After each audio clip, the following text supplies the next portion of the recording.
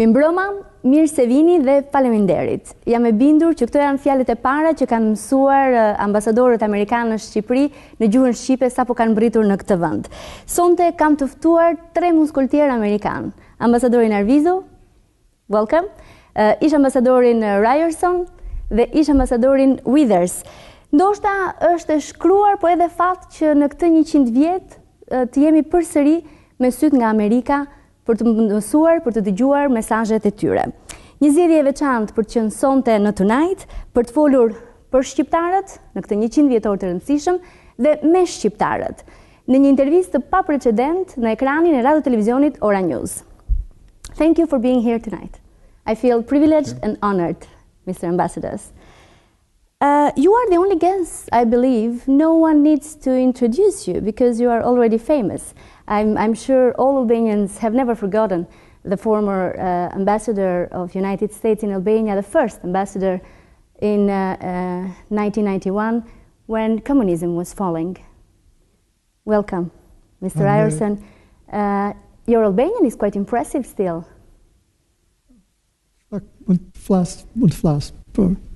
Nuk është aq mirë.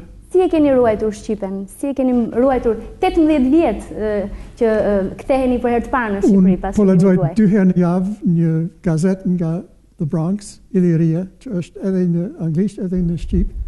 Edhe i bisedoj herë pas herë, 2-3 herë në vit me shqiptarët. Shumë interesante, urime për Shqipen. I'm sure we all remember the combative Ambassador John Withers.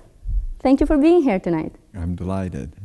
And we Albanians all look up to whatever you say in every event, Mr. Ambassador Arvizu. Thanks, Silva. Although right now I'm very envious of Ambassador Ryerson hearing his Albanian. I think Ambassador Withers and I are a little bit humbled by that. It's great. We are.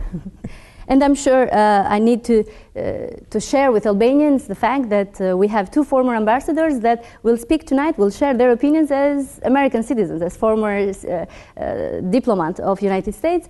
And Mr. Arvizu will be more careful. Am I right? Diplomatic, I think is the more term. diplomatic, as you haven't been enough already. Okay, I'll start with the first question. How do you feel sitting next to each other and talking to the Albanian people? Is this an indication of the continuation policy of the United States towards Albania, Mr. Arvizu? Well, first of all, I want to thank you and everyone at Ora News for making this opportunity possible. Secondly, it's actually an emotional time for me. Here we are on the verge of Albania's 100th anniversary celebration, but to have the first accredited American ambassador after the fall of communism, and his first return to Albania since leaving in '94, as well as to have my immediate predecessor. It's just a tremendous feeling. Very emotional. It's a great feeling. It's very emotional for me. And yes, I have been recognized and people have walked up to me on the street and said, "Excuse me, but aren't you?" And I was very touched last night when I saw the news, various things, aspects of the 100th anniversary. The one that kind of got me, and actually got me, was the hoisting of the Albanian flag at NATO headquarters. I cried. It was great. So it's a privilege to be here, and I thank you for the opportunity and for the tolerance shown by our ambassador to have 2 old guys come in. Thank you for your emotions. Mr. Withers, how do you feel? Sitting next to other ambassadors. It's extremely moving to be here at this time and with these gentlemen at this time. You mentioned continuation, and I think that that's an extremely important word, because I hope that people watching this show will see the 3 of us here together as a kind of unstated pledge to the Albanian people right? We will always be with you. We will always be your friends and your supporters. It is a great message, and we have been hearing a lot, especially lately during the visit of Secretary Clinton here, and I can share with you the impressions and the emotions that the Albanian people got from a great message she gave in the parliament. But just by chance, I found a picture of Albanian politician and writer Fan Noli. I'm sure you have heard and you know him. It's a photo of Fan Noli taken in 1907. And we found it thanks to a collector, a private collector, Nico Kosteria. And as you see, he's holding the American flag and the Albanian flag. It's 1907. Exactly as it happens nowadays with Albanian politicians. We have the same flags. And Noli was the first Albanian politician that was Harvard educated and had strong connections with the US. Do you think that if he could maintain the power, the fate, the destiny of Albanians would have been different? Mr. Withers? Oh, you're asking a very profound historical question. Let me just give you less an analysis, but a sense of that. I think that Noli's 6 months, which is all it was, as leader of Albania, was a great experiment, and it was probably too much of an experiment for that time. He had been away so long, and his attempts to bring about those kinds of reforms that he had, particularly in the agrarian area, were in a sense, too much, too fast. And even he said that. He said that his bringing up the reforms alienated the landlords, and not implementing them harmed him with the peasants. But nevertheless, I see that 6 months as an entry, a foot in the door of American and Albanian friendship that continues, and that I think is represented by all of us sitting here right now, in this time, in this place. That's an intriguing question. It seems that if you look at the example of other countries where there have been individuals who at some point in their lives, oftentimes in their formative educational stages, the early stages of their life, had an opportunity to live and breathe in the United States, to interact with Americans, that invariably they return to their home country with certain values, a certain tolerance for different kinds of and competing ideas. So sure, I think it's one of those hypothetical questions, but it's interesting to ponder, isn't it? Ambassador Ryerson? I find nothing to disagree with. I would make one small, tiny historical point. Our flag now has 3 more stars than it had then, and yours has 1 less. 1 less star, yeah. Yes. Always related with fall of communism. Good point. Do you think the Albanian diaspora in the US is important in the current relationship that Albania has with the United States? Ambassador Ryerson? Yes, I think it has been and continues to be, not only for the Albanian state per se, but for Kosovo as well. Very strong support in the whole community for developments for Albanians in the Balkans. I've experienced that directly. I was, you perhaps know, I got involved in being the kind of Galeonsfigur, the figurehead when NAC was set up, the National Albanian American Council. Yes. And have worked with Albanian Americans on Balkan issues since then. But, can they do more? What can they do in order to strengthen our relationship? Ambassador Withers, what do you think? Albanian American community in the United States is quite impressive. And I would say it's because they do 2 things. One is that, of course, they contribute so much to the United States. And everywhere that you go, you're bound to meet Albanians who are engaged in all manner of professions that benefit us. And I think also they serve really the vital role of being able then to be a kind of a bridge, communicating what's going on here to us and what's going on there, here, in a way that each side understands, so that there isn't miscommunication.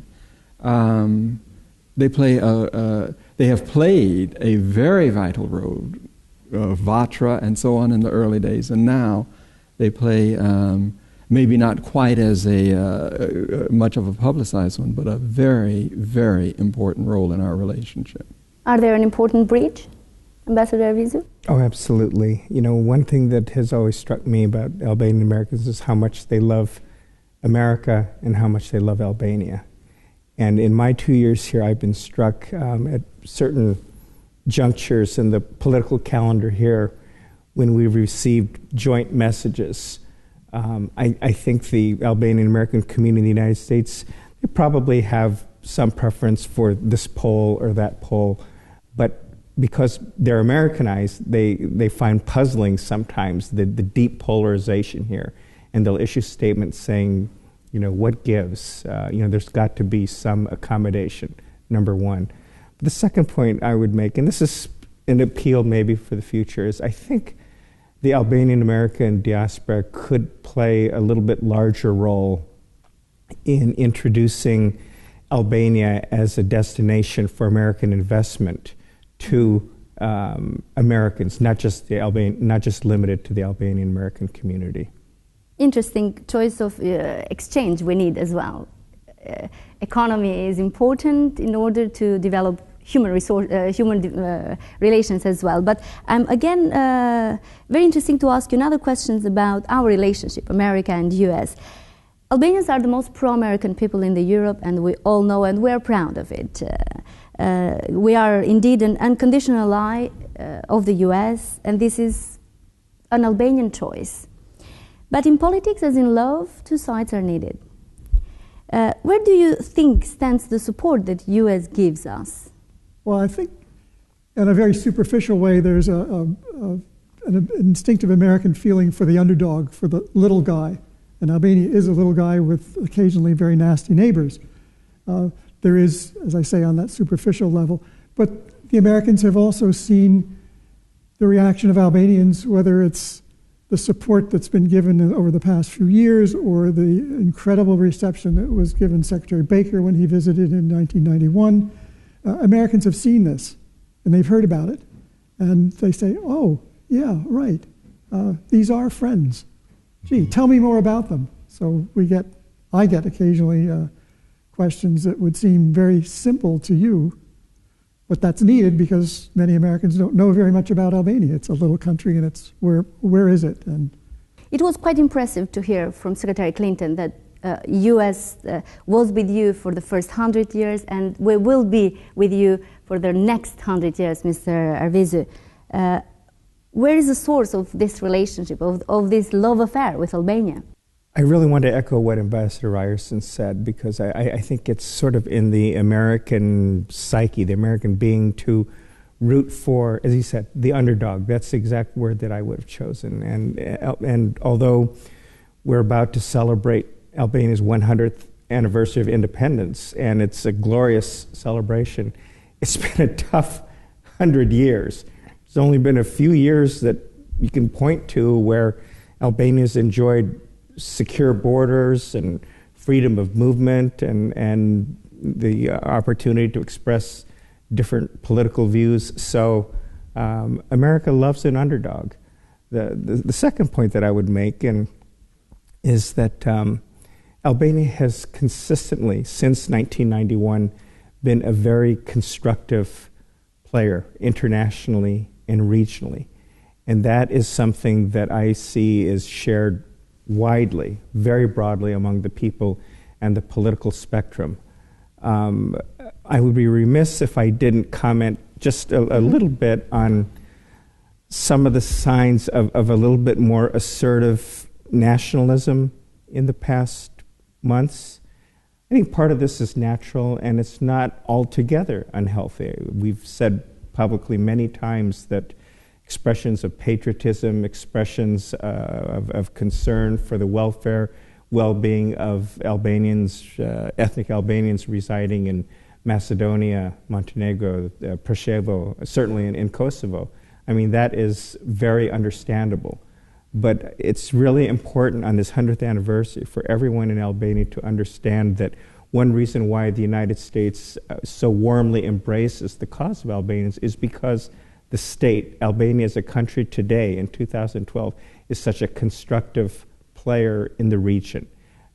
We will always support Albania. We will always support Kosovo, as Secretary Clinton said. But it's really important for the Albanian people to remind themselves that they've got to overcome certain temptations, resist efforts to maybe conquer and divide, and to really continue to be a positive force in this region. So if I understood it well, you are against the thesis of national unity that some newly formed party are propagating. I think it's to express a common bond with the ethnic Albanians is very natural. These are legitimate, real bonds of culture, tradition, language, history, you name it. But that can be done through the existing countries on the maps, and I love when the politicians, whether they be the socialists or the Democrats or anyone else, when they say that we will be united in Brussels. The path to Albanian unity is through Brussels. So that's not demagogy, it's just politics, or it's what you want to achieve in the region? Well, I think that part of it is probably politics associated with the 100th anniversary, also leading up to the 2013 elections. But certain things are sacrosanct, and it's important for Albanians to remain unified in a positive sense. Ambassador Withers, what do you think about this issue? Let me go back to your original question. The thing that strikes me about the relationship between Americans and Albanians is that even though we've had such vastly different historical experiences, and even though our countries are of geographically and in terms of population widely different scales, I have always been struck, even from the first moments that I arrived here and continuing on through now, of the certain common aspirations that Albanians and Americans possess. And one of those that comes through very, very clearly when I talk to my American friends about Albania and try to describe this very, very special land, has been that historical aspiration for freedom that you are marking this very day. That is something that Americans very much understand. If you look, certainly in our modern history, we have always stood for people's longing and striving to be free. We stood against fascism, we stood against communism, we stood against dictatorship in all form. And that's something that I think resonates on both sides, the Albanian and the American side, and I think that's a key element in the bonds that we share. There is another opinion or thesis that our relationship is somehow related with demographics, with the fact that according to your studies, or not only, but to estimations, Albanians will be in 2025 the biggest population in the region. Does it have anything to do with that, Ambassador Arvizo? That's an interesting factoid. I hadn't heard that. I don't really know how to answer that properly, but I would point out that what strikes me from walking around Albania is whether you have someone in their 80s or whether it's a junior high school student, that enthusiasm for the world outside of Albania, that enthusiasm for the special bond of friendship between the United States and Albania, that seems to not be mindful of any age groups or demographic sectors. So I don't know if that answers your question, but I think the future Diplomatically, but it does. Ambassador Ryerson? If I could make a comment, I don't think the United States has, and I don't think it will base its policies on, it's the biggest population, therefore we must be friendly toward them, we will be friendly toward... Keep them sweet, let's Pardon? say. Keep them sweet. Might it be an option? No, well, keep them sweet, yes, but keep them in the bonds of democracy that we share, not because they're large, but because they are a tolerant people. Not because, hey, there will be more of them than the Serbs or more of them than the Macedonians or the Croats or whatever. I think if you simply look at the American approach worldwide, as far back as you want to go, and you've heard it expressed in here tonight, we don't pick our friends on the basis of size. We pick our friends on the basis of shared commitments and of shared values. They use the word underdog. Yes, Americans love an underdog, whether it is a country without resources or a country that is very, very small. It's going to depend really on other factors, I think, than purely demographics. But I think that the future is plain. I think the friendship will always be there. And as you said rightly, your friends are the ones who share democratic values. Yes. Has Albania achieved its dream to be democratic and free, Ambassador Arvizu? What do you think? I think it's well on its way to achieving the dream. Will you elaborate it a bit more? Well, I haven't had a chance to speak with Ambassador Ryerson since he's returned. I look forward to doing that. But I'm sure the country is virtually unrecognizable. And I don't mean just in terms of the physical infrastructure, but he mentioned how emotional it was for him just contemplating the fact that Albania is now in NATO. And Albania will be in the European Union someday. It's maybe not happening as quickly as it could or ought to, but it will happen. So the simple answer is the dream is being fulfilled. Albania is well on the way. But as we know, the country started from a very low base. 20 years is it's but a blink of an eye in historical terms. And as we all know, it has not been a continuum in the last 20 years. It seemed to be going, from 91 to about 96, what you would expect of a country. It's like Wall Street nowadays. Well, but then in 97, the bottom falls out. I mean, literally, the bottom falls out. It takes a couple of years to recover, and then, it's back. It seemed like it was doing pretty well for a while, and then around the time, I'm not blaming you, John, but around the time, then it seemed to plateau a little bit in terms of progress in combating corruption and implementing reforms. So, again, this is to be expected in any kind of democratic experience. But no, Albania is clearly on the right path. Ambassador Withers, what do you think? Well, what I would say is this. Democracy is not a fixed product or a set idea. Democracy is a continual evolution. And it is, furthermore, a precious commodity that must be protected. You cannot say you are now a democracy and hope that that will therefore be forever. You must always, always, always be on the lookout for those pressures that can undermine that democracy, that can take it back in other directions. And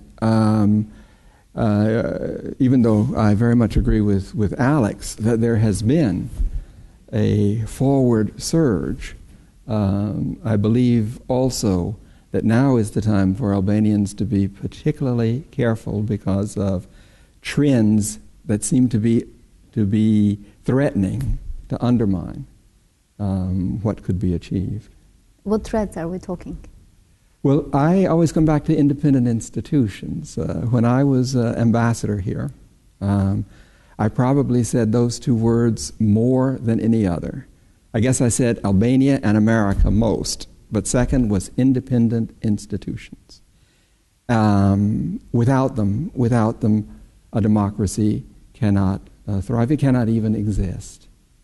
And when there are threats to those institutions, when they begin to take on a political character rather than an independent character, then that is a major, major threat to democratic governance. I will ask you later about the institutions that I think you mean. Ambassador Ryerson. I think the ambassador is very correct. Albania is on the road and on the right road and making good progress, but all democracies are works in progress. If you have the finished democracy, the sun will come up in the west. It just won't happen. There is no such thing, in my personal view, as a finished democracy. It will be always a work in progress. Keep at it. It needs work here. My goodness, we need it in the United States. We tell Albanians the political parties should cooperate with each other. We could preach that sermon in Washington as well. We certainly could. But we all agree that the country has changed and we are working towards a free and democratic country. But what it hasn't changed in these years is the political elite. The politicians are almost the same. What can we do about that? How do you comment that, first of all? And how can we change or improve the political elite, Ambassador Ryerson? With votes. Mm-hmm. You vote for someone else. Or you go out and campaign that Filan Filani should replace the current minister of whatever. Why are you smiling, Ambassador Arvizu? No, well, the mention about Ambassador Ryerson's mentioning the vote. I'm struck. I was so gratified when I heard Secretary Clinton mention the importance of the conduct of the 2013 parliamentary elections to Albania's democratic experiment.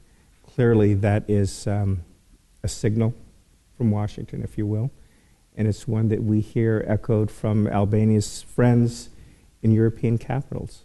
The vote is extremely important. I'm sure we'll talk at some point about... We will, about elections and the importance of votes. But the other thing is, one thing, and I'm eager to speak to my two colleagues about this, was the initiative we launched last year of Act Now. And it's been much talked about. I think it's been misunderstood a lot. But what the central premise of Act Now is that citizens need to act now. Citizens have to demand more accountability of their elected leaders at all levels, national and local. And that citizen participation in the affairs of the state are absolutely critical to the health of Albania's future democracy. And this participation goes beyond casting votes in elections. That's obviously critically important, but it goes much beyond that. Ambassador Withers, the same protagonist in the last 20 years of democracy? The answer is plain. If the Albanian public wants to see a change, then it votes a change. And the only caveat that you have to make there, and it's a very important caveat, is that vote must be genuinely free and fair. Those votes must be counted properly. The rules of the game cannot be changed at the last minute. But assuming that the vote is free and fair, then the instrument of change is in the hands of the people and is in the hands of their vote.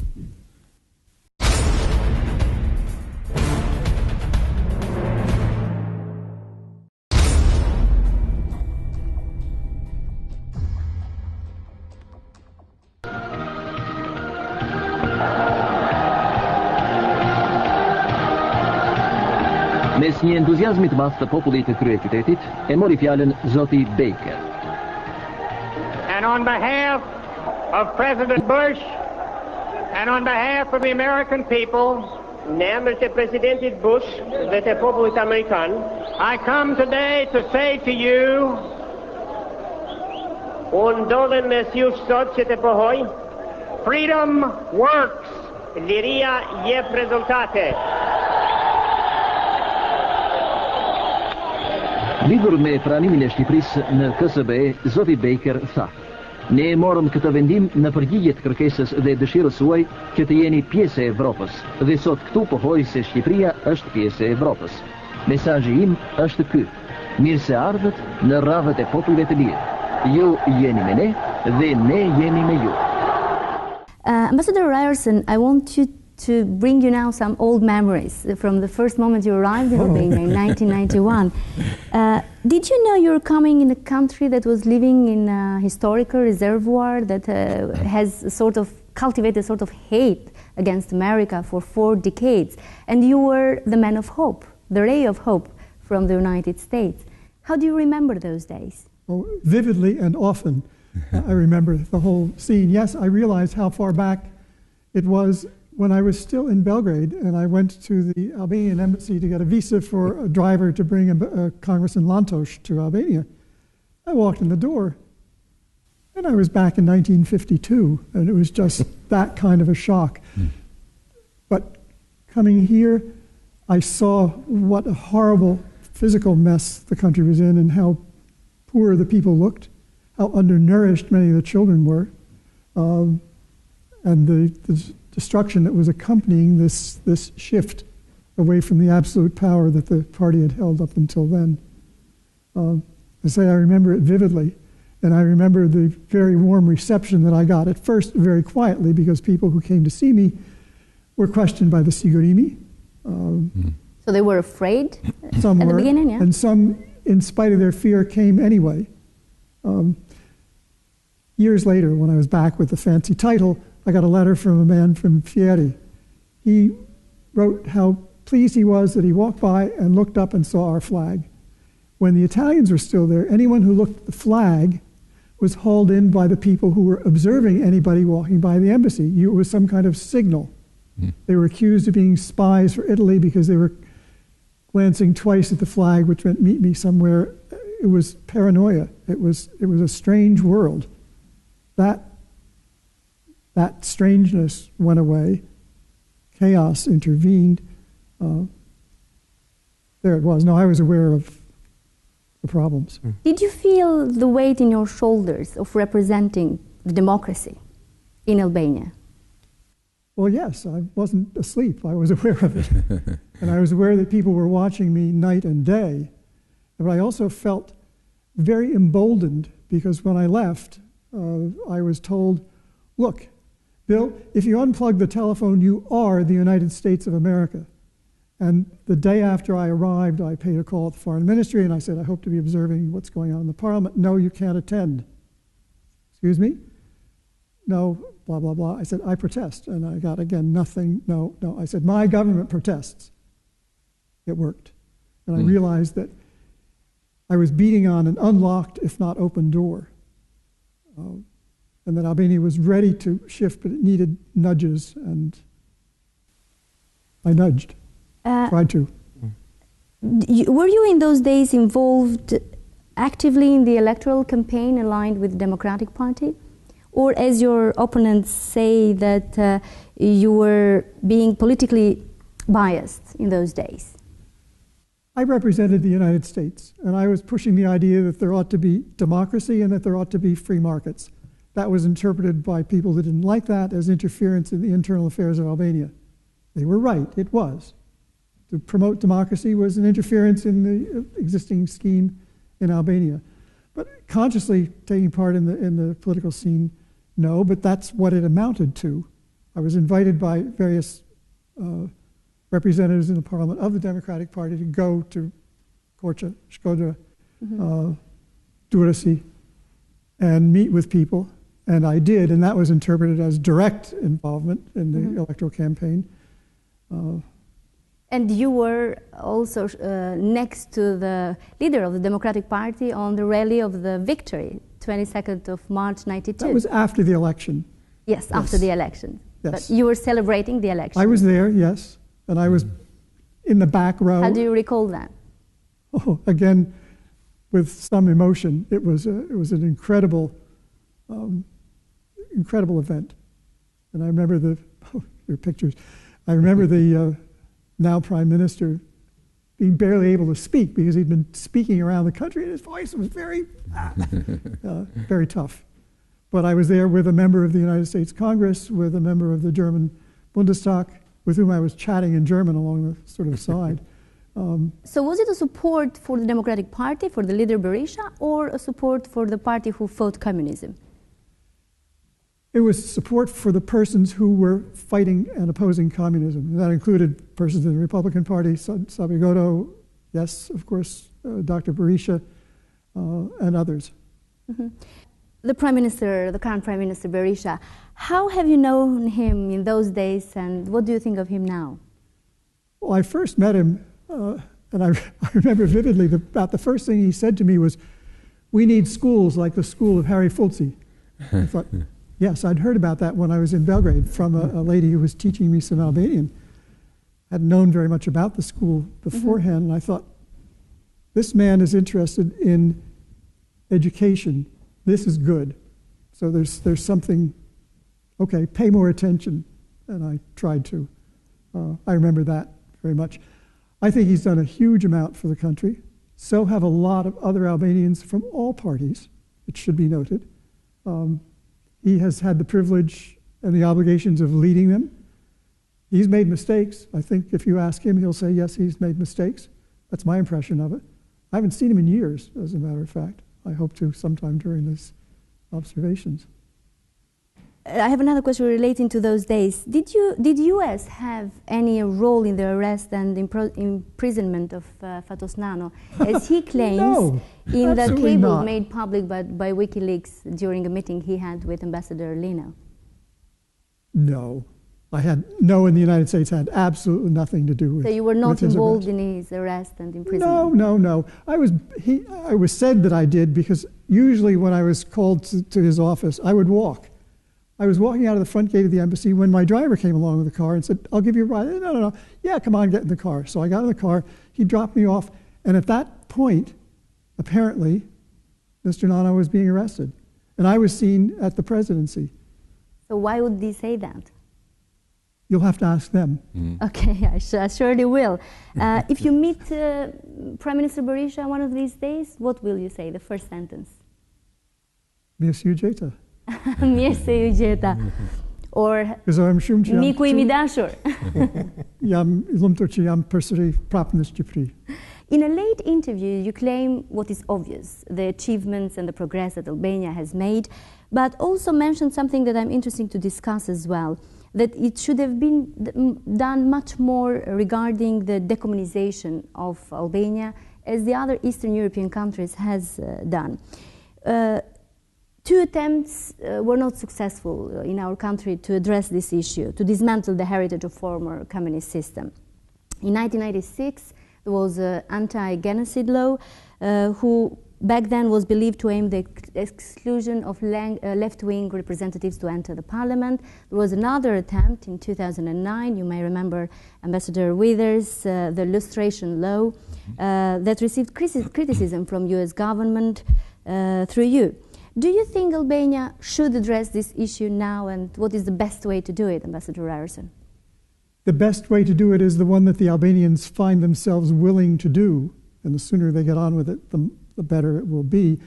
The exact formula, I can't prescribe, and I don't think outsiders should necessarily prescribe. We might advise them, look what the Czechs did, look what the Poles did, look what the Hungarians did, do something. But can the current political elite do something? Because they have failed to do so in the last 20 years, so why would they do it now? Ambassador Arvizu?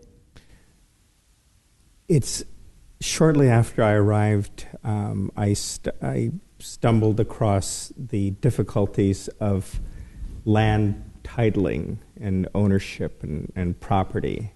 And of course that is related to problems with the corruption in the courts, with problems in attracting foreign investment and getting good domestic investors. And even though I tried to do my homework before taking on my assignment, as these two gentlemen can attest, you learn something new until the day you depart. So I'm still learning. But one thing as I looked deeper into this issue was the communist legacy and how it still pervades what we call loosely the system here. And the controversy from a couple of months ago, or maybe it was about 6 weeks ago, of the former political prisoners, where some of them were protesting. And I think Ambassador Ryerson commented on that, or at least touched upon it in his VOA interview. It exposed some raw wounds that still exist in this society. Now, this probably isn't the time to revisit that particular episode, but the fact remains that that legacy still lives on here in Albania. And as Ambassador Ryerson said, unless there is the will on the part of responsible Albanians to tackle the challenges, just sweeping things under the rug, pretending they're not there, these issues are not going to go away. And unless you make an effort to address the underlying causes of property issues, how successful can you be in trying to attack judicial corruption?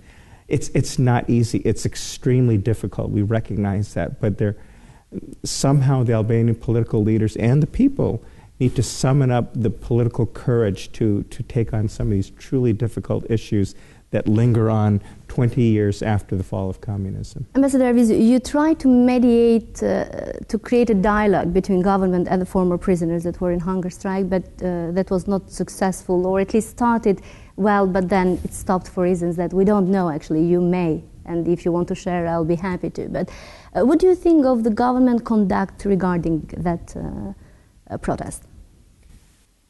Well, that was a difficult episode. I've experienced many difficult ones during my 2 years here. I'm very sorry that Mr. Beko lost his life. I know that efforts were made to try to save him. I think what the United States found discouraging was the inability of the various parties to engage in some kind of dialogue. I understand allegations of manipulation behind the scenes, this charge, this counter charge. Again, these two gentlemen are familiar with, and that is part of political life.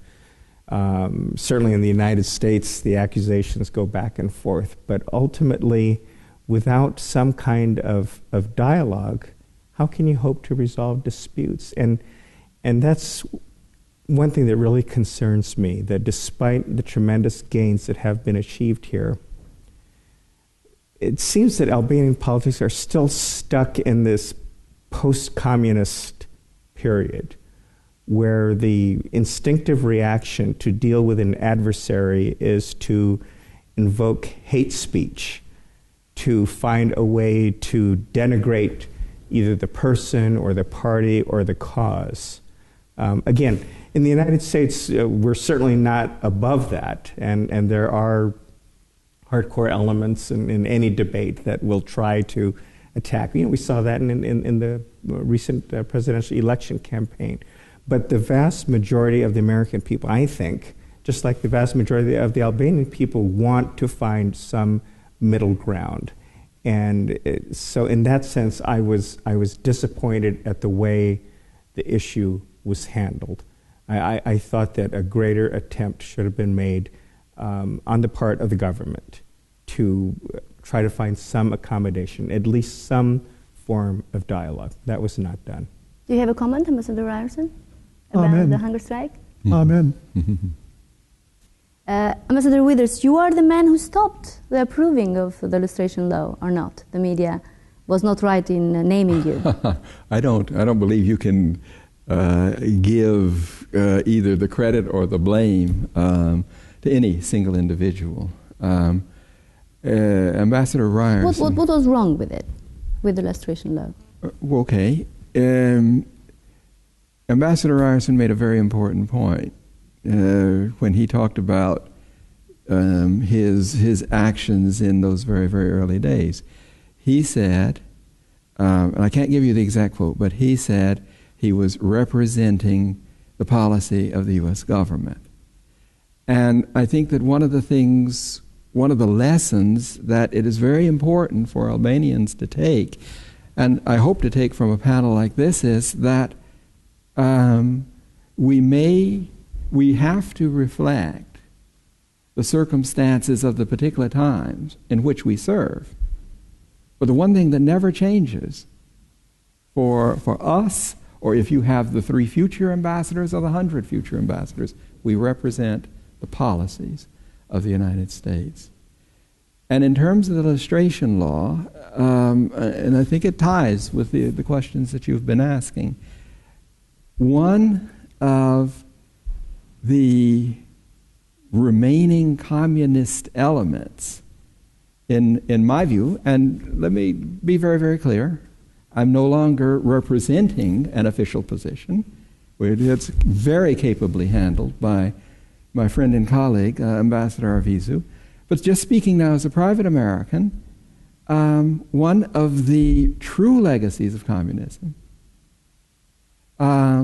is the actual form of politics itself. It is, you simply need to go back to any communist state. Critics were always dealt with the harshest, most scurrilous kind of criticism. Not, you represent a separate view with which I disagree. All right? You are not my enemy, you are a political opponent. But no, some of the worst rhetoric that would not be tolerated in any long-standing democracy is routinely used here, and I will use as one example the attacks on the Prosecutor General. Not as you are the Prosecutor General, you are holding a separate position, but personal attacks on her character and so on. And not only the Prosecutor General, but any critic comes up for that type of attack. Well, that, to me, is not a democratic way of approaching the challenges that any political entity faces. It's a throwback to the old days, and it really needs to be, there's no place for it in any modern democracy. It needs to be excised. I was there in the United States all throughout this last election campaign between Governor Romney and President Obama. And in the process of their political contest, they said some pretty tough things about each other. But never once did they attack the other person's character. And at the end of the contest, with President Obama victorious, he said, I want to sit down with Governor Romney and hear his ideas about how we can move forward in certain areas, particularly the economy. And he will do it. I am confident that he will follow through on that. Can you imagine the same kind of process here in Albania? That is what Albania needs to move forward towards. Ambassador Withers, I have some questions for you now, and maybe if the other colleagues want to add something there, I'm happy to. Now, we've agreed that these are easy questions, right? We've already agreed that. Thank you. Of course. Your mandate as a U.S. ambassador in Albania was like divided in two parts, or cut with a knife. The first half, you were the strongest supporters of Albania of NATO membership, and we are all glad for that, and we thank you for that. However, things changed after the Gadets tragedy. You started to make very strong criticism on how things were going in the country, and you gave an interview about presidential nominations for the High Court vacancies. How do you remember that shift? I remember the shift very, very clearly. How can one forget? I mean, the images that were on television of those poor people was badly wounded by the flying shrapnel, and rushing to the hospital and bleeding, and the elderly and the children, and it was really horrible to watch. But what I would say that I would challenge the premise of your question one little bit, and that is, I didn't change. Things changed in Albania, but I didn't change. The principles of assisting in what little way that I could with Albania becoming a NATO member, and the principles of upholding the democratic institutions that were an essential part of Albania becoming a NATO institution are one and the same. The difference was that after the Grdec tragedy, there was a major, major shift both in the actions and in the tone of the Albanian government, in which democratic institutions pre-NATO had been supported and advanced very strongly. Right? After NATO and after Grdec, those same institutions came under very, very powerful political attack. My job, supporting the policies of the U.S. government, were to maintain Albania on the upward democratic trajectory, and that is irrespective of a tragedy like Grdec. It really is dependent on what happened after Grdec, as the government went after the courts and other institutions that it somehow felt were suddenly threatening it. Were you really aware of the traffic of the bullets that were being sold to Afghanistan back then, as Minister Mediu accused you? I don't ever recall Minister Mediu saying that. No, the whole case, this very, very strange AEY case, was a subterfuge, and the American participants in this subterfuge were caught and put on trial and have been properly punished. The embassy, as you know, came under question from a congressman, but both the Justice Department and indeed the Department of State looked into it thoroughly and completely dismissed those particular concerns that the congressman had. The theme of this enormous amount of munitions that have been gathered under the communist regime is one that Albania needs to treat, because it is a theme and it seems to be affecting many of the actions of key players in Albanian society and perhaps in Albanian government. That issue is dangerous in and of itself, and it should be treated as part of the demilitarization programs that we have so promoted. Mm-hmm. But it should not become this cancer that begins to influence and begins to corrupt other elements of Albanian society. Do you have any regrets on the way you handled that situation? No.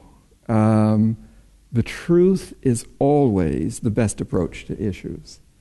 And I always believed, sometimes I was taken to task for it.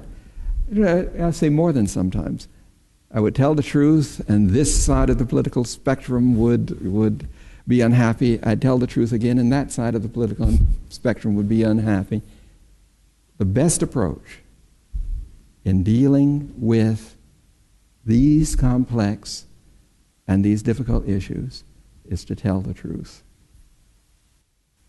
Yes, and talking about the truths, there was another truth that happened, another event, 2009 elections that produced another political crisis in the country. The opposition boycotted the parliament. What was your opinion about that crisis, and who did you think was responsible for the situation? Let me just try to make a bigger point, and that is that I don't think that, and I don't want to speak for my colleagues. They can speak very articulately for themselves. But I remember in speaking with previous ambassadors who were here before I came out, and one of the characteristics of Albanian politics is the view or the notion that seems to be widespread, certainly amongst the media, but amongst politicians and perhaps even amongst the public, that you are on one side or that you're on the other. And I think this is a grave, grave fallacy when you're dealing with Americans. Americans are on the side, or try to be on the side, of principles that are crucial to us and our understanding of ourselves. Crucial to us and our understanding of what makes us great and what we hope will preserve us as great. And we will hold to those principles even if this side or that side at any given moment is angry with us. And this is something that needs to be understood. So who's responsible for a particular electoral crisis or a particular political crisis is not really what we're here to try to deal with when we are honored with that short period of time as ambassadors. We are here to uphold the principles. And whoever gets uncomfortable when we hold up those principles and when we do our best to be truthful about them is really, in a certain way, not a major concern to us. The principle is what is important. Do you share this view, Ambassador Arvizu? Oh, completely. Completely. Ambassador Ryerson? Nothing to dispute. Nothing to dispute about principles that usually should be not one-sided. And if I could just echo one thing that Ambassador Withers said, and it's probably the single most frustrating thing for me in my almost 2 years here, is that and there's two sides of the same coin, and Albanians are wonderful people to a person, I think, or almost to a person. But I can probably count on two hands the number of Albanians who are true friends in the sense that they look at me and they know that I'm the ambassador, but they also know that my name is Alex and I have this family and that I'm just this person with strengths and flaws like anyone. Because just about everyone else, they'll look at you and they're trying to assess you. Are you on my side or the cause that I represent or not? You know, that's really an important starting point. And I don't know if my colleagues would share that, but I agree. It's a source of real frustration. And the other dimension to that is... tell us with whom you are. Yeah, well... You are. Well, especially if you're with but especially if you're with somebody who represents a particular point of view. It could be a politician, it could be a government official, it could be a reporter, it could be a businessman, you know, because I think that's how Albanians look at each other. But then the other crippling aspect of that is that I think in Albania there tend to be these bubbles, and people operate in a bubble, you know, and the media plays a part of that. They tend to watch this station or these stations and not the others. And so you get into this echo chamber where your ideas, your group's ideas are just reinforced. And so when you hear something that's contrary, you just dismiss it. And sometimes you can be surprised because if you're in that bubble and you don't have a way of getting information from outside it, it can lead you into trouble. Last question for you, Ambassador Withers, and then we'll be back to the three ambassadors. At least one easy question, please. These are all easy. According to alleged WikiLeaks cables from Embassy Tirana, you said that Albanians were considered lazy and greedy. Were you referring to people, to an economic situation, to the way things are run in our country, or what was it? Well, first, I would be enormously surprised at the characterization as, as lazy and greedy. I mean, one of the things about WikiLeaks cables is that even though they go out under the name of the ambassador, I mean, I wrote almost none of them. But the real thing isn't that. The real thing isn't that. I think that Albanian people know the closeness that I feel for them. A very, very deep closeness that will be part of my life from now on. And there's no changing that. The problem, I think that the problem here is a weak notion of the common good. That just as there is this view of our side against your side, there is too much of a belief that when the one side profits, that's fine, even if it profits at the expense of the other side or the broad public. And that is because I don't find the strength of the notion of shared sacrifice or universal sacrifice in which this side or that side will concede something for those broad people in the middle. I'm not only speaking economically, but I'm mainly speaking politically.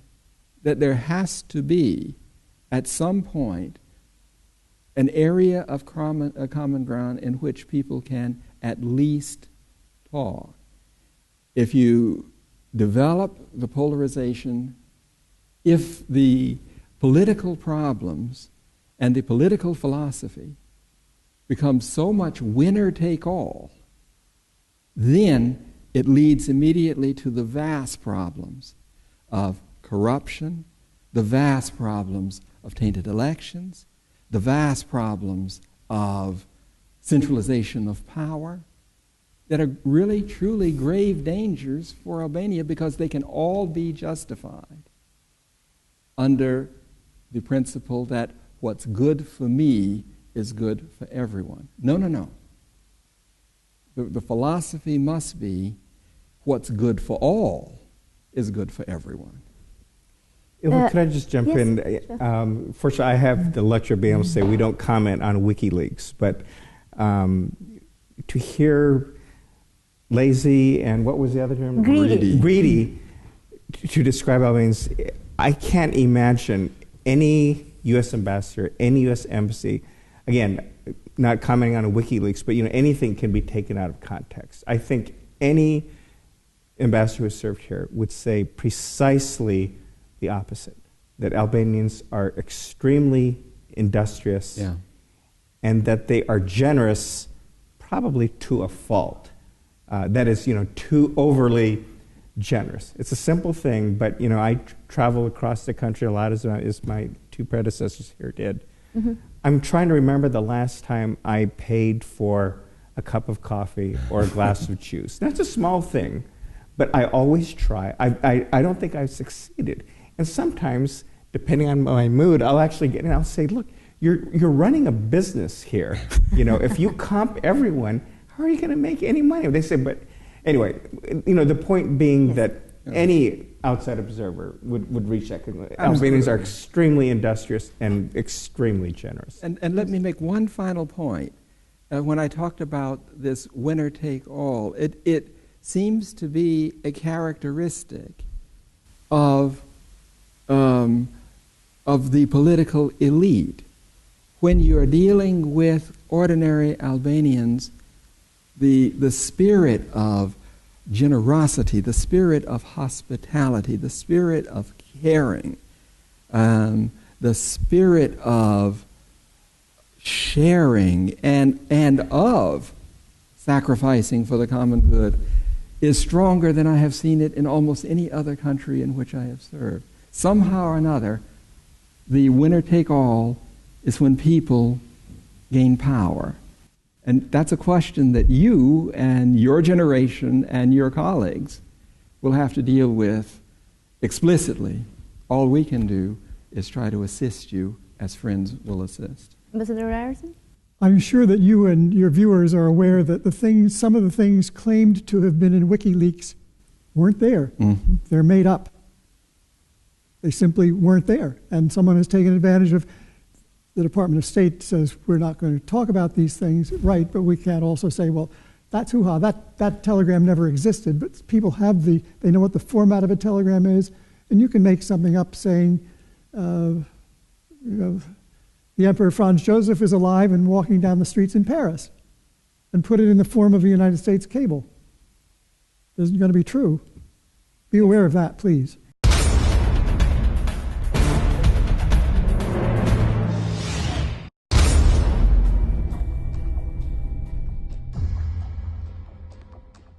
We're going to talk now about some more serious issues. I'm talking about controlling politically all the institutions. Is that a threat that Albania should be aware, Mr. Arvizu? Notion of checks and balances is central and fundamental to any truly effective functioning democracy. And I say this humbly, I think you could say that you're talking with three intelligent men who've had the privilege of representing the United States.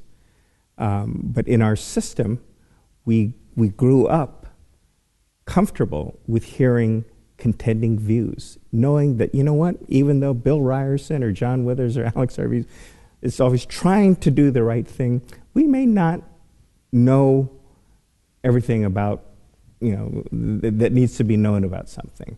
You need to have somebody.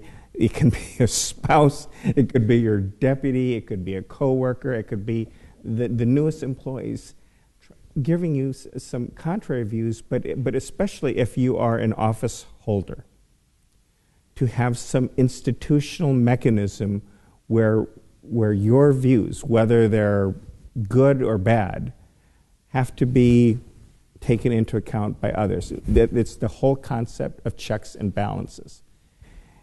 And in Albania, because it's still a young democracy, Ambassador Withers mentioned the independent institutions. Each country is going to have slightly different mechanisms. I think the United States is a great system, and believe me, it came to fruition through years and years of experimentation, and it still is an ongoing process. But in Albania, the country still does not have that effective system of checks and balances. And that's why it really is important for there to be what we describe as these independent institutions, whether it's the Office of the Presidency, the Prosecutor General, the head of the intelligence services, although that's a slightly different category, but nonetheless, someone who is accountable to the people, or not just to one person or one party, and that's something that really needs to be guarded against in Albania today. But when it comes to being elected constitutionally, you all accept it. The case of the president or others. Although you pressed, an international community pressed for a widely accepted consensus for the president in this case.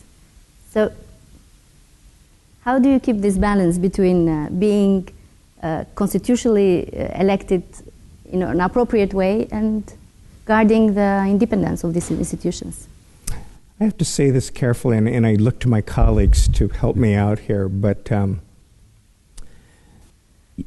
the law, when we talk about the law and respecting the rule, obviously that is absolutely fundamental to the operation of a democratic state. It removes arbitrary. You can't say we'll do it arbitrarily. It has to be according to law. But you can get a smart lawyer to interpret virtually anything. I'm sure that there are people in Belarus who could present a strong legal case for why the most recent elections there were legal. There's a difference between something being legal and something being legitimate. Mm-hmm. And I think there you get into the question of the spirit of the law as well as the letter of the law. And although the letter of the law, having something being legal is important, the whole process has to be legitimized in order for it to be broadly accepted and supported by the people. I can just simply point out that the one case that struck me out of your history, and that was the trial of Musine Kokolari. Under the communist law, she was in violation. But we all know that law was contrary to any principle of democratic governance. So there has to be legitimacy there. Yes, no constitutionally elected leader is God. He or she can make mistakes, and you should be able to comment on them, saying, "Oh, I'm sorry, but Minister so-and-so made a mistake." Because I say they're not supremely intelligent, good people, but they'll make mistakes. They're not God. Mm-hmm. I would like to ask a more direct question. President Nishani started consultations last week for the election of the new general prosecutor, making the departure of Ms. Inarama imminent. What is your comment? And what would U.S. consider a good general prosecutor, in terms of professional career and integrity, Mr. Avizo? The office of the Prosecutor General obviously plays an absolutely critical role in the effective functioning of modern Albania. It's got a central role in terms of fighting corruption, fighting organized crime. There's a serious problem with corruption here. Every one of my colleagues who commented for VOA, or at least I think every single one, mentioned it. It's not just a passing phrase. Albania is not making sufficient progress today in the fight against corruption. And so it's absolutely critical for the Prosecutor General to have a key role in that. Now, the only way to do that is to have good communication, to have a good operational relationship with the other elements of the state. And so when it comes, I do commend President Nishani for initiating these discussions with other political party leaders. I had the good fortune to meet with him last Monday, and we talked about this issue as well as some others.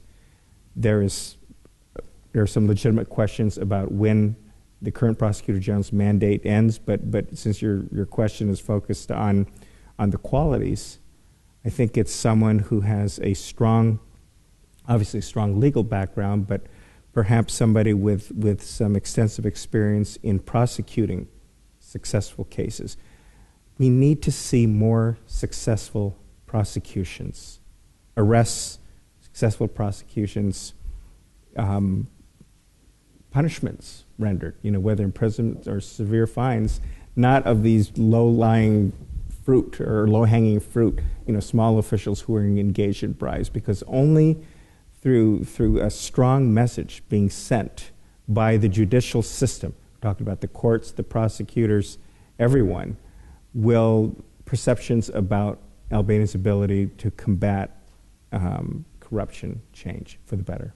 Ambassador Withers, you have been a strong supporter of the General Prosecutor. Yes. Ms. Inarama is about to be discharged, as we all know, and as the President has made it clear by starting consultations. After she was named from the Prime Minister as one of the organizers of the coup d'etat on the 21st of January 2011 events. What is your comment? Well, First, I think that there was no coup d'état. That's an absurdity, and to accuse the prosecutor general of being part of that is a greater absurdity. And it goes back to this kind of scurrilous rhetoric that should not be coming out of senior government people in a democracy. But I think that it's important not simply to focus on Mrs. Rama. What is important to me and what is disturbing to me is that there has been a whole trail of prosecutor generals who've gotten fired. And if you look back, I can remember certainly Mr. Salaku, and there were more before that. It seemed like at a certain stage of the year, it was tradition to fire a prosecutor general. What is disturbing in that pattern is that it seems that whenever the ruling authorities feel that the prosecutor general is being too independent, that the reaction is fire that person. And that really cuts at the absolute foundation of the independence of those institutions. It is not necessary. It is not part of any larger scheme that people need to like what the prosecutor general is doing. Indeed, it is probably a certification that he or she is doing her job if they don't like what he or she may be doing, because that shows that evidence is leading to the prosecution, not political considerations.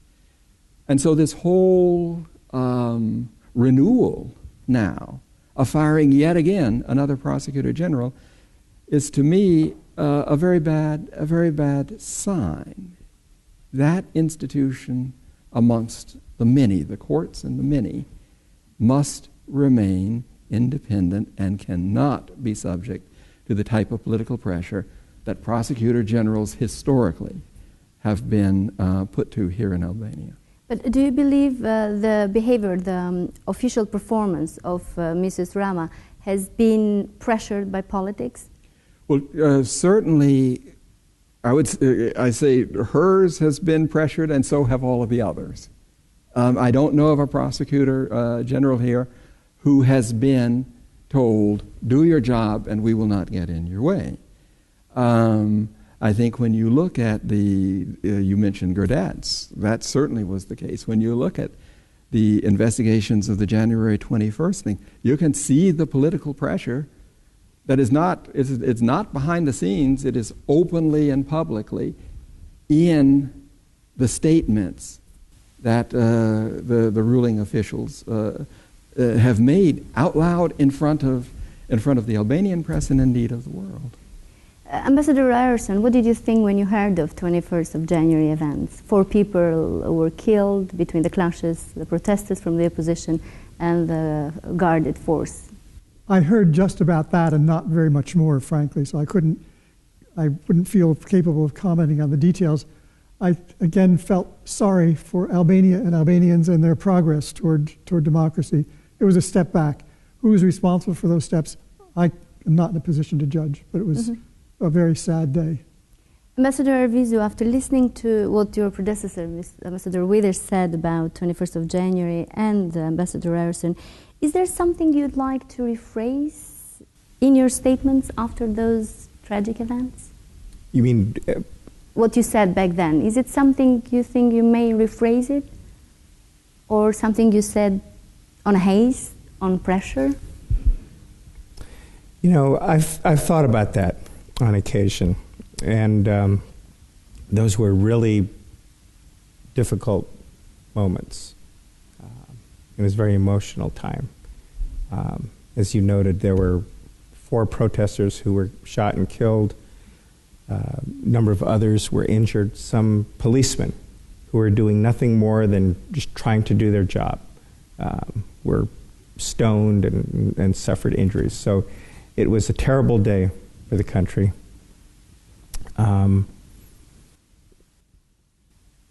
Frankly, I'm proud of the role that the United States government and the embassy played in the subsequent days. There were, without going into a lot of detail, there was some tension, some pressure building among some of the key players, the Ministry of Interior, the police, the prosecutor's office, others. It seemed that the one institution, the one entity in the country that all of these parties trusted was the United States Embassy. And I remember having conversations at 1, 2 in the morning with some of these key players, having staff from the U.S. Embassy in the police headquarters, in the prosecutor's office, in the Ministry of Interior, or I was myself there. And again, not interfering, not dictating, but trying to be a bridge of communication. And I think it was telling that people trusted me, they trusted the embassy to be there. We were very strong and unequivocal in our public statements because it was a very tense time. The police forces were exhausted. The opposition was threatening rolling demonstrations, like forever and a day. The ruling party was talking about staging a counter demonstration.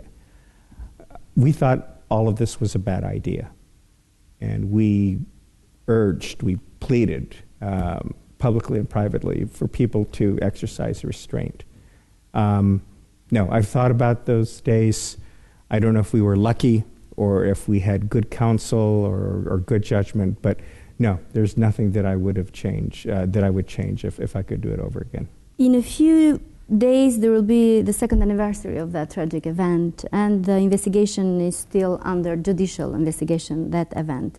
Last week, I would like your comment on that. In spite of the FBI expertise that linked the two inducted persons to specific killings, the court heard from local experts who said that they couldn't specifically link the two, Prendi and Lupo, to the specific killings of Murtai and Vesi. Media analysts and opinion makers were surprised, to tell the truth. Were you? I think it's probably a good idea for me not to comment, on a case, on a judicial proceeding that's ongoing. But as I've said before, and I'm happy to say here tonight, I am absolutely convinced that when it comes to crime lab results and tests, that the Federal Bureau of Investigation in the United States has no peer anywhere around the world. Any comment, Ambassador Withers? Well, I think, again, there's a theme. And it's at times a sorrowful theme. And that is that somehow or another, the Albanian institutions can't resolve these tragedies. They somehow cannot get to the bottom of these terrible cases. You have January 21st, you have Gradetz, you have many others. They can't get to the bottom. You've had cases involving Mr. Mehta, Mr. Mediu, and so on. And the institutional structure does not allow Albanian institutions to resolve these matters. That, in a certain way, I think is the test of these institutions and of their independence. When Albania reaches the day at which a powerful political figure is prosecuted by the Prosecutor General, taken to court, and found guilty on the basis of evidence, not on the basis of political affiliation or personal standing, that will be the day that Albania has truly reached the ultimate test of a democracy, and it will not be the American embassy or whoever might be the American ambassador at that time who will say that Albania has passed the test. It will be the Albanian people themselves. Ambassador Ryerson, and if local experts will challenge what FBI experts have said, do you think that will tell something about Albania's democracy? Not necessarily. You said before, if I understood you correctly, that some of the FBI findings said that they couldn't really make a finding. They could. The local experts couldn't. No, I'm saying that the FBI people couldn't say definitively so-and-so shot so-and-so. Did I understand you? There were some. It was a very lengthy and first of all, the prosecutors had asked us to do, it was a long laundry list, right. And we came back and said that there were some things that were just not feasible. And there were some parts of the investigation where the crime lab felt that there was very conclusive evidence. Oh, okay. There were other areas where they said that it's more difficult to tell. Yeah, I'm familiar, just as a person reading the newspapers in the United States, that once in a while, and often, in fact, the FBI crime lab says we don't have evidence that would back up this theory or that theory. That can happen. Evidence simply, they can't manufacture. They don't manufacture it. They don't manufacture evidence. And against any other outfit in the world that's doing similar work, I'd place my money on the FBI. And last question about the independence of the institutions. Considering the current behavior towards the prosecutor's office, Ambassador Arvizu, do you think the culture of impunity will change regarding the punishment of crimes such as corruption, abuse of power, on high-level officials? I mean, if I could take the liberty to just try to address a broader point, but it does get to the issue of independent institutions and why I think the respect for them, which Ambassadors Ryerson and Withers have reinforced in their comments. I just want to recall briefly a couple of incidents that affected President Topi when he was in office. And he visited a couple of cities. I believe Puka was one. I can't remember. There were a couple. And this was at a time when President Topi's relations with others in the DP were at a nadir, when they weren't very good at all. And as your viewers are familiar, there are certain protocols to be observed when the President of the Republic visits. And these were not followed. These were ignored. It was very clear that either instructions went out or somebody at a local level took it upon themselves to earn points to basically disrespect the president, because at the time they were. For me, that was very sad, disappointing, even painful to hear, because whoever would do that, they probably thought they were gaining points or doing something smart. But you know what? What they were doing was really stupid. It was actually anti-Albanian, anti-patriotic, because what they were doing was undermining a symbol of a functioning democratic state. It would be the equivalent of somebody in Congress having a strong disagreement with somebody, and as Ambassador Withers mentioned, start calling somebody names. In a democracy, there has to be respect for the institutions represented.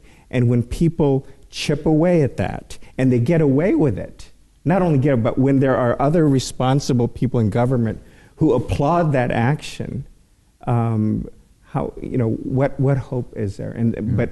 And so that's why it's really important for the integrity of the institutions to be preserved.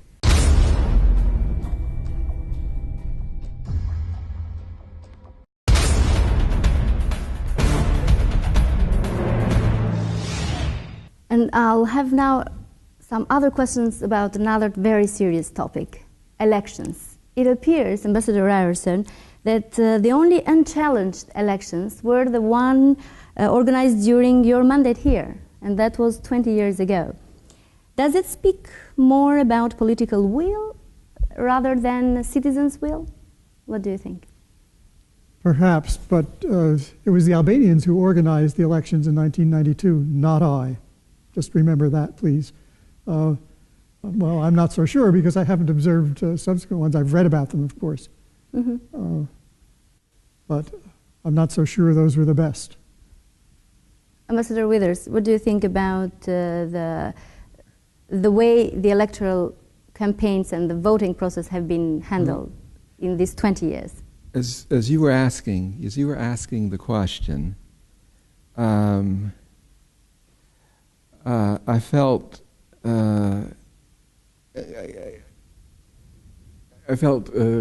disappointment, and the disappointment came simply and solely from the fact that you raised that question with 3 American ambassadors. Elections should not be a matter of argument, right? Kids in a school can organize a free and a fair election. That should be long past Albania. The question should not be who is changing the rules, or whether or not the polling places are performing correctly, or whether or not there is manipulation at some level going on. Albanians, and indeed any people living anywhere in any democracy, should be able, as a point of faith, to assume that their elections are fair. And the debate should then be about who amongst our political leaders is telling me, the common Albanian voter, something that I can believe in, or presenting to me a policy that sounds rational and logical to me, so that I will vote for that person. And when I vote, not have to fear that something's going to happen to that vote so that it is not correctly or properly recorded. Elections should not be a matter of controversy. They should absolutely be an article of faith. And the fact that you're asking that question is a real comment. It's the bigger comment on Albanian elections than any reply that we could give. Ambassador Arvizu, how do you explain the fact that the result of local elections in Tirana of 8th May last year was changed after you witnessed in person the counting process? I'm sure you remember the slaved up at Unit 5. What does that tell you and us about the way elections are conducted in this country? One real challenge and one big problem with the elections in Albania is dispute resolution. When there is when there's an outcome that's basically too close to call. You know, and I've said this before, I think probably in this studio, the Tirana election was kind of a political nightmare. Out of 250,000 votes, or it was very close to 250,000, and all the votes were counted, one man, Mr. Rama, was ahead by 10 votes. I mean, that's almost a statistical impossibility. Now, I guarantee you that in any jurisdiction in the United States, if somebody was down by 10 points, or 10 votes, you know, they would challenge it. But again, what are the mechanisms in place to address the disputes? You know, how do you count miscast ballots? You know, what are the rules? The international election observers who were here, as well as the embassies in town, had what we thought was a clear understanding about how disputed ballots would be counted. That procedure was not observed. It was altered. And again, there was a legal argument put forward that made perfectly good sense. I just wish that that argument had been made before it reached that point, so that there was a clear understanding. These are the rules. And so I think the lesson moving forward is you've got to, as Ambassador Withers said, it's been 20 years. It's not a long time. But the Albanian people are very smart. They're very judicious, very hardworking. There is a lot of international expertise available to bring best practices to bear. There is no excuse, absolutely no excuse whatsoever, for the general elections in 2013 to be anything other than above board, straightforward, and transparent. That's the expectation of the United States, and I think it's the expectation of the international community. Mm-hmm. And actually, Secretary Clinton urged for free and fair elections, and Brussels is pushing in order to progress with the status, the general elections should be properly met in terms of conditions and fair and high standards. Well, you heard Secretary Clinton's address, I feel like I have my marching orders. Sure, but I want to ask you, if we think for a moment the worst scenario and the electoral standards will be again compromised in 2013, what will the U.S. stance? That's a hypothetical question. It's awfully tough to answer. Well, if we look at the history, maybe we have a reason to ask the question. That's why it needs to be different in 2013. As I said, Ilva, there should be no excuses this time around. And I'm not talking about just the dispute resolution mechanisms, but I'm talking about the entire atmospherics, rules and regulations surrounding campaigning, advertising time, what have you. There are always going to be issues. We had issues in the United States. Just very quickly, there's early voting is more and more a common practice, but there were huge long lines in certain states, and it was frankly embarrassing as an American citizen, and the president addressed it, others did as well. So any country, no matter how advanced, is going to encounter challenges, but it's time to move beyond some of these practices that frankly weren't acceptable back in Ambassador Ryerson's time, but they're certainly not going to be acceptable in 2013. But if we don't move forward, and we are the same stubborn Albanians, what will U.S. advise to us? What will they say about the elections? Ambassador Withers, what do you think? Well, I can't. You asked for the position of the United States, and I can't speak to that. In the first place, it's well into the future, and I don't really know. I think Ambassador Arvizu's answer was to your point, but I think again, it is necessary to look at something a little bit bigger. And what that is, right?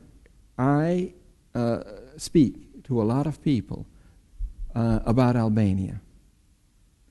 And I always talk about just what a tremendous country this is, and what incredible people, and how history and culture and determination have combined together to bring about the independence that is being celebrated today.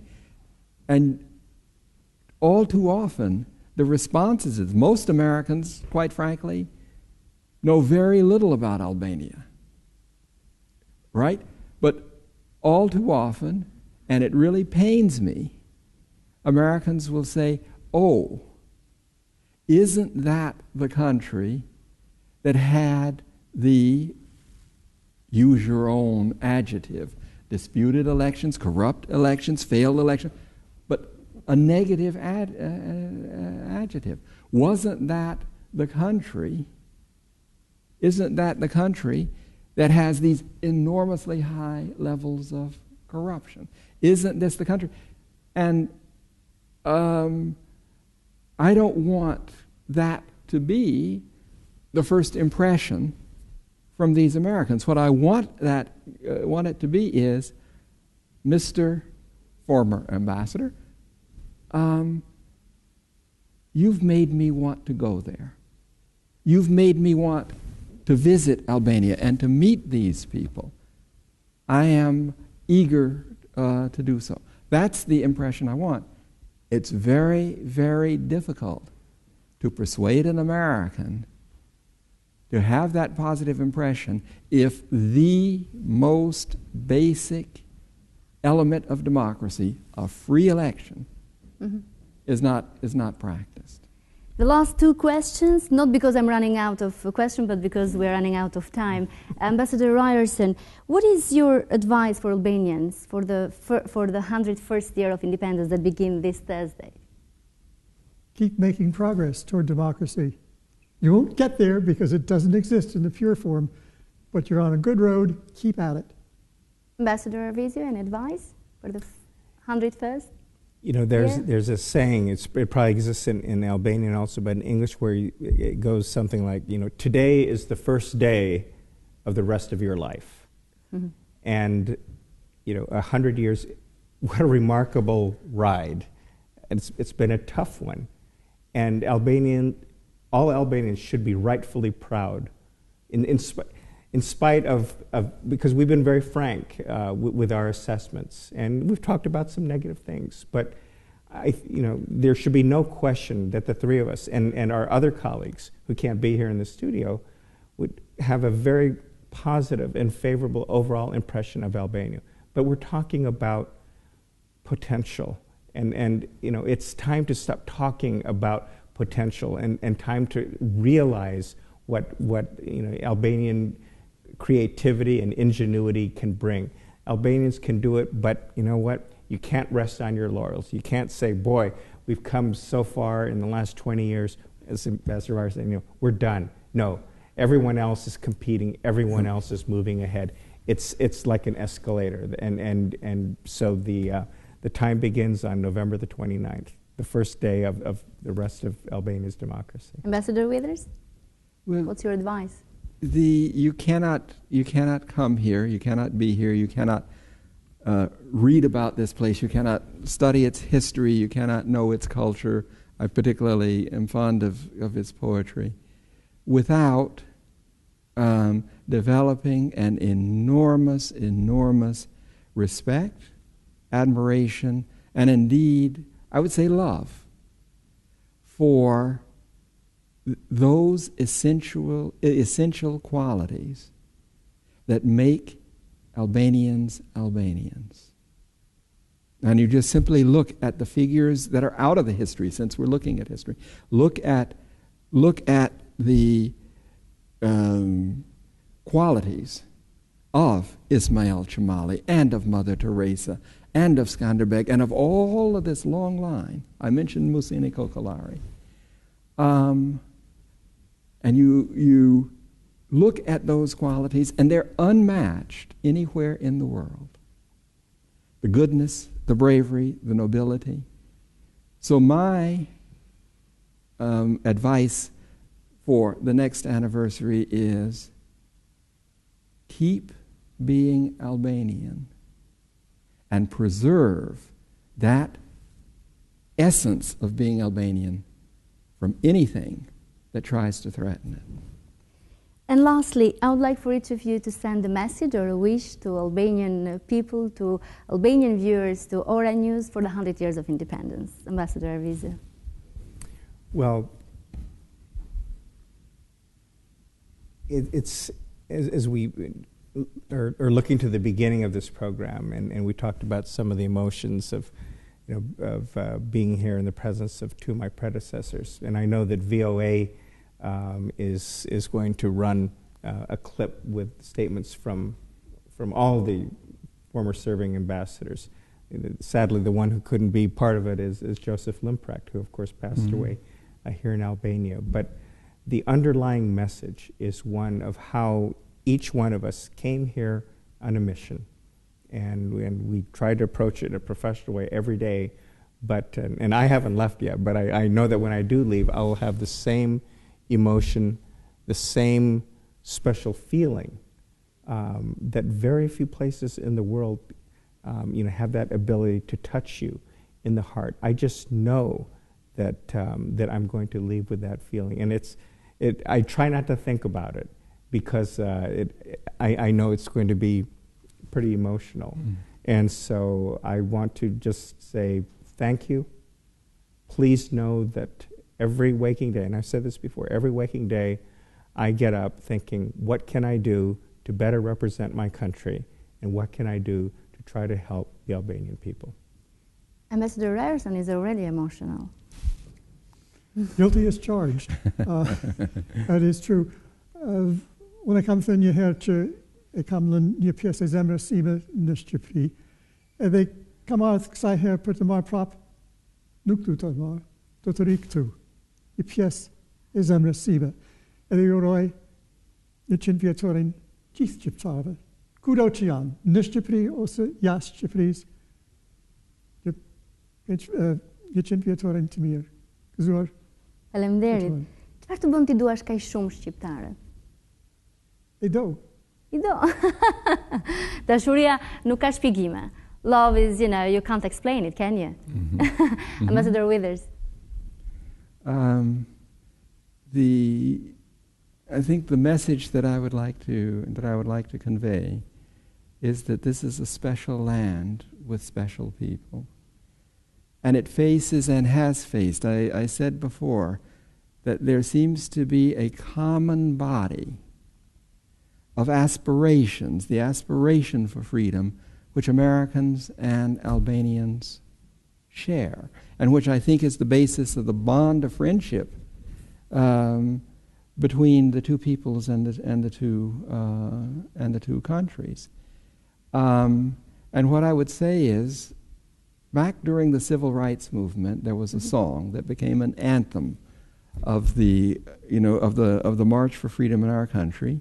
The first verse is very famous. It is, "We shall overcome, we shall overcome, we shall overcome one day. Deep in my heart, I do believe that we shall overcome one day." But the second verse isn't as famous. And I say this about Albanians with Albanians and Albanians with Americans. And this verse is, "We'll walk hand in hand, we'll walk hand in hand. We'll walk hand in hand one day. Deep in my heart, I do believe that we will walk hand in hand one day." Thank you, Ambassador Arvizu, Ambassador Ryerson, Ambassador Withers. Faleminderit dhe ju të nderuar teleshikues në këtë bisedë të jashtëzakonshme të tre ambasadorëve të Shteteve të Bashkuara të Amerikës në Tonight në Ora News. Kam përshtypjen se fjalët janë të pa arritshme për të shpjeguar emocionin e lodhëve të ambasadorit Ryerson, të fjalëve të zemrës që dëgjuam sot, të këshillave prej miqve që vërtet na e duan të mirën. Sikur t'i dëgjonim, do bënim shumë mirë dhe jam e bindur që 100 vjetori i ardhshëm do të na gjej më të pjekur, më shumë të zhvilluar dhe pse jo, edhe më të dashur me njëri tjetrin. Natën e mirë dhe faleminderit. Thank you. Mirupafshim.